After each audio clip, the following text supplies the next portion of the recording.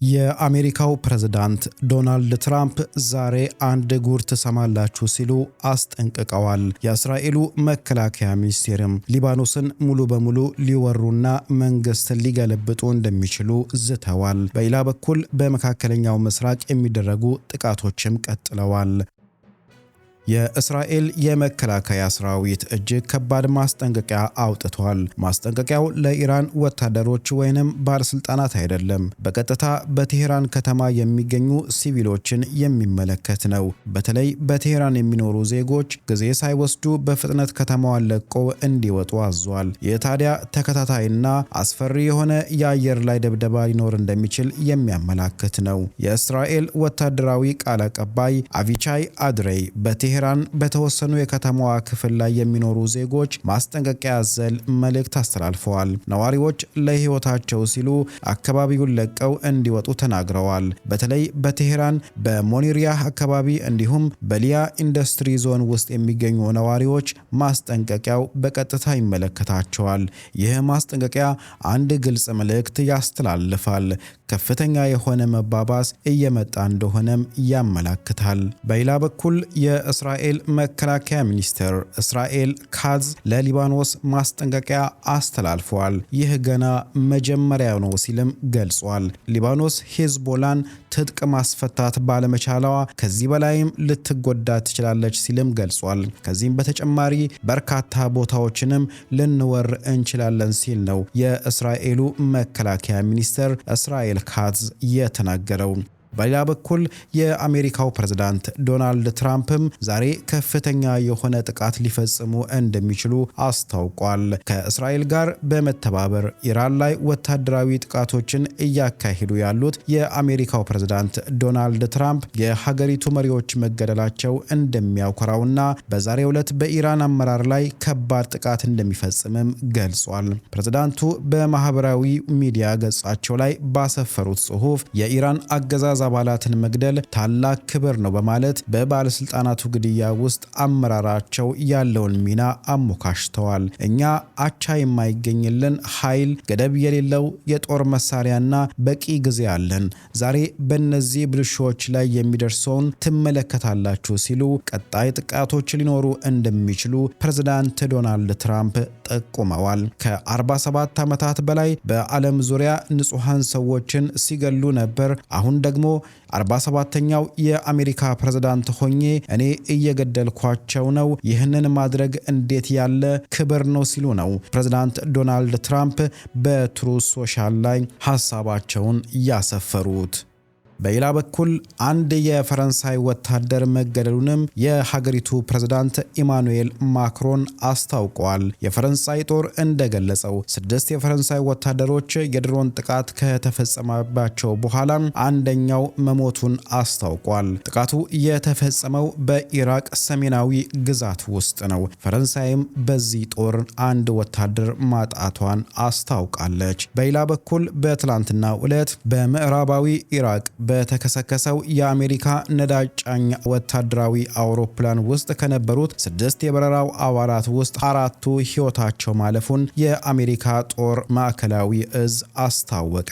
ኬሲ 135 የተሰኘው አውሮፕላን ከጠፋ በኋላ የነፍስ አድን ስራ መጀመሩን ያስታወቀው ማዕከላዊ እዙ አስቀድሞ ባወጣው መረጃ አውሮፕላኑ የወደቀው ከጠላትም ሆነ ከወዳጅ አካል በተተኮሰ መሳሪያ እንዳልሆነ ገልጾ ነበር። ነዳጅ ጫኝ አውሮፕላኑ አሜሪካ ኢራን ላይ የከፈተችውን ዘመቻ ውስጥ እየተሳተፈ የነበረ ሲሆን ክስተቱ ያጋጠመው ዘመቻው ላይ ከነበሩ 2 አውሮፕላኖች በአንዱ ላይ ነው። ሁለተኛው አውሮፕላን በሰላም እንዳረፈም ተገልጿል።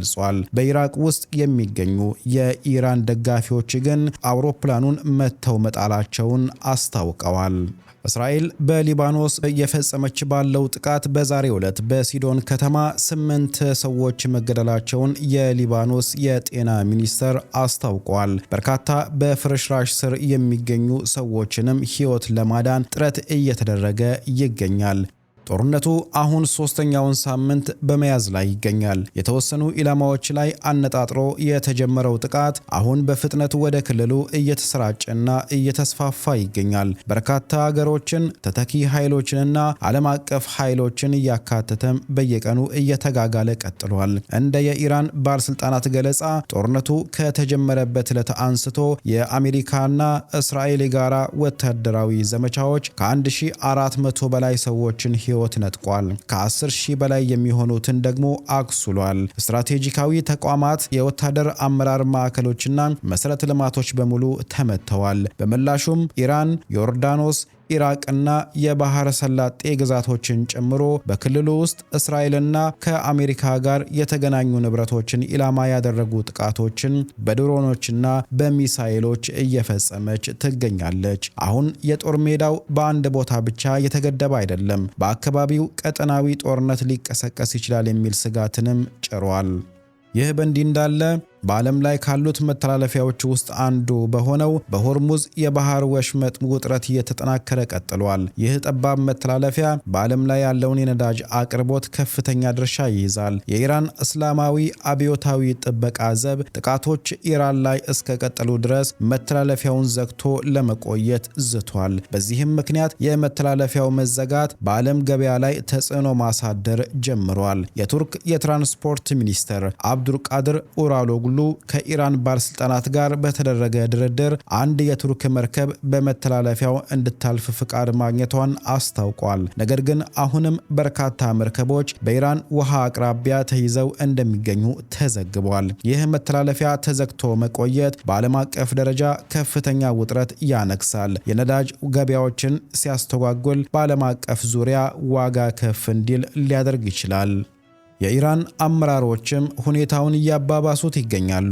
የኢራን የደህንነት ከፍተኛ ባለስልጣን የሆነው አሊ ላሪጃኒ የአሜሪካው ፕሬዝዳንት ዶናልድ ትራምፕ የአሜሪካ ኃይሎች የኢራንን የኃይል ኔትወርክ በአንድ ሰዓት ውስጥ ሊያወድሙ እንደሚችሉ ከተናገሩ በኋላ ለአሜሪካ ቀጥተኛ ማስጠንቀቂያ ሰጥተዋል። የላሪጃኒ ምላሽ አስፈሪ ነበር። የኢራን የኢነርጂ መሰረተ ልማት ኢላማ ከተደረገ መላው ክልል በጥቂት ደቂቃ ውስጥ ወደ ድቅድቅ ጨለማ ሊወድቅ እንደሚችል አስጠንቅቀዋል። ይህም በመካከለኛው ምስራቅ የሚገኙ የአሜሪካ ኃይሎችን አደጋ ላይ የሚጥል ትርምስን ይፈጥራል። መልእክቱ ግልጽ ነው። ጦርነቱን መጀመር ቀላል ነው፣ ነገር ግን ማሸነፍ ከባድ ነው። አይናችንን ከመታችሁ አይናችሁን እናጠፋለን እንደማለት ነው። የአሜሪካ ማዕከላዊ እዝ ዘመቻዎቹ ከተጀመሩበት ጊዜ አንስተው በሺዎች የሚቆጠሩ ኢላማዎች በኢራን ውስጥ መመታታቸውን አስታውቋል። ባለስልጣኑ በቅርብ ጊዜ ታሪክ ውስጥ እጅግ ሰፊ የአየርና የባህር ኃይል ዘመቻ ውስጥ ልዩ ብለው በሚገልጹት በዚህ ወታደራዊ እንቅስቃሴ መርከቦች፣ የሚሳኤል ተቋማትና ስትራቴጂካዊ ሀብቶችን ማውደማቸውን አስታውቋል። ነገር ግን ኢራን እስካሁን ድረስ አልተሸነፍኩም እያለች ነው። አመራሮቿም የመልክዓ ምድር አቀማመጧ በክልል ባሏት ተጨማሪ አጋዥ ኃይሎች እንዲሁም የተለየ የጦርነት ስልቶችን ተጠቅመን ጦርነቱን ከሚፈለገው ጊዜ በላይ ረጅም ጊዜ እንዲወስድ ማድረግ እንችላለን ብለዋል። ከጦርነት ሜዳው ባሻገር የኢኮኖሚ መዘዙ በዓለም ዙሪያ እየተዛመተ ነው። የነዳጅ ዋጋ በአቅርቦት መቆራረጥ ምክንያት በከፍተኛ ሁኔታ ጨምሯል። የአሜሪካው ፕሬዝዳንት ዶናልድ ትራምፕ ጭማሪውን አምነው የዋጋው መጨመር የአሜሪካን የኃይል አምራቾች እንደሚጠቅም ተናግረዋል። ነገር ግን የዋሽንግተን ዋና ዓላማ ኢራን የኒውክሌር ጦር መሳሪያ እንዳትታጠቅ ማድረግ ብቻ እንደሆነ አጽንኦት ሰጥተዋል። ይህ በእንዲህ እንዳለ የኢራን የባህረ ሰላጤውን የኃይል መሰረተ ልማት ለማወክ የወሰደችው ጥቃት ሰፊ የኢኮኖሚ ጦርነት የመከሰት ስጋቱን ከፍ አድርጓል። በዚህም የነዳጅ የምግብ አቅርቦት ሰንሰለቶችና የዓለም የንግድ መስመሮችን ሊጎዳ ይችላል። ጦርነቱ እየተባባሰ ሲሄድ ቻይና በጦርነቱ ለተጎዱ ቤተሰቦች የሰብአዊ እርዳታ እንደምታደርግ አስታውቃለች። የቻይና ቀይ መስቀል ማህበር በግጭቱ የተገደሉ ተማሪዎችን ወላጆች ለመደገፍ $200,000 በአስቸኳይ ጊዜ እርዳታ እንደምትሰጥ ቃል ገብታለች። በመላው ኢራን የአልቁድስ ቀንን ለማክበር ከፍተኛ ህዝብ ወደ አደባባይ ወጥቶ ለፍልስጤማውያን ድጋፍ በመስጠት የእስራኤልን ወታደራዊ እንቅስቃሴዎች አውግዟል። በክልሉ ውስጥ ግጭቱ ምን ያህል ጥልቅ እንደሆነ የሚያንጸባርቁ ሰልፎች ዋና ዋና ከተሞችን ሞልተዋል። ዛሬ በኢራን በተደረገ ጥቃትም ከተሰላፊዎቹ ውስጥ አንድ ሰው ህይወቱ ማለፉ ተገልጿል። ይህንንም የኢራን ባለስልጣናት እስራኤል ምን ያህል ፈሪ እንደሆነች ያሳያል ሲሉም ገልጸዋል። ይህ በእንዲህ እንዳለ በደቡባዊ ሊባኖስ የአየር ድብደባ በሲዶን አቅራቢያ ባለ የመኖሪያ ህንፃ ካወደመ በኋላ የአደጋ ጊዜ ሰራተኞች በፍርስራሽ ስር የተደበቁ ሰዎችን ለማትረፍ እየሰሩ ይገኛሉ። ተጨማሪ ጥቃቶች እየተቀጣጠሉ ሲሄዱ ወደ ጎረቤት ሀገሮች የመዛገመት አደጋውም እየጨመረ መጥቷል። በሁከቱ መካከል አንድ የጂኦፖለቲካል ትንበያ ዓለም አቀፍ ትኩረትን እያገኘ ነው። ፕሮፌሰር ሹቺን ጂያንግ ባለፉት ዓመታት የሰጠው ትንበያዎች በስፋት ተሰራጭተዋል። የፕሬዝዳንት ትራምፕ ወደ ስልጣን መመለሳቸውን በትክክል ተንብየዋል። እናም ትራምፕ ከተመረጠ ከኢራን ጋር በቀጥታ ጦርነት ይጀምራል ሲልም ተናግሮ ነበር። ሶስተኛው ትንበያ ደግሞ ከፍተኛ ትኩረትን አግኝቷል። አንደኛውና ሁለተኛው ትንበያ የሰራለት ጂያንግ ሶስተኛው ደግሞ ከፍተኛ ክርክርንም አንስቷል። ሶስተኛው ትንበያ አሜሪካ ከኢራን ጋር በምታደርገው ለረጅም ጊዜ በሚዘልቅ ጦርነት ትሸነፋለች የሚለው ነው። ጂያንግ የኢራን ተራራማ መሬት፣ ከፍተኛ የህዝብ ብዛት፣ በክልሉ ውስጥ የሚገኙ ኢራንን የሚደግፉ በርካታ የጦር ቡድኖች መኖርና ለረጅም ጊዜ የተዘጋጁ የመከላከያ ስልቶች ማንኛውንም የመሬት ወረራ አሜሪካ ላይ እጅግ በጣም አስቸጋሪ ያደርጉታል ብሎ ይከራከራል። ትንበያው ትክክል መሆን አለመሆኑ እስካሁን እርግጠኛ መሆን አይቻልም። ነገር ግን ማስጠንቀቂያዎቹ ይህ ግጭት እንዴት ሊቆም እንደሚችልና ምን ያህል ዋጋ እንደሚያስከፍል ሰፊ ውይይት እንዲደረግበት አድርጓል። አሜሪካ ከተሸነፈች ከዚያ በኋላ መካከለኛው ምስራቅ ምን አይነት ቅርጽ ይኖረዋል የሚለውም በርካቶችን አሳስበዋል። ለአሁኑ የዲፕሎማሲ መንገዶች ተቋርጠዋል። ወታደራዊ እንቅስቃሴዎች ቀጥለዋል። ዜጎች ቤታቸውን ለቀው እንዲወጡ መታዛቸው ደግሞ ተጨማሪ ጥቃቶች ስለመኖራቸው ጠቁመዋል።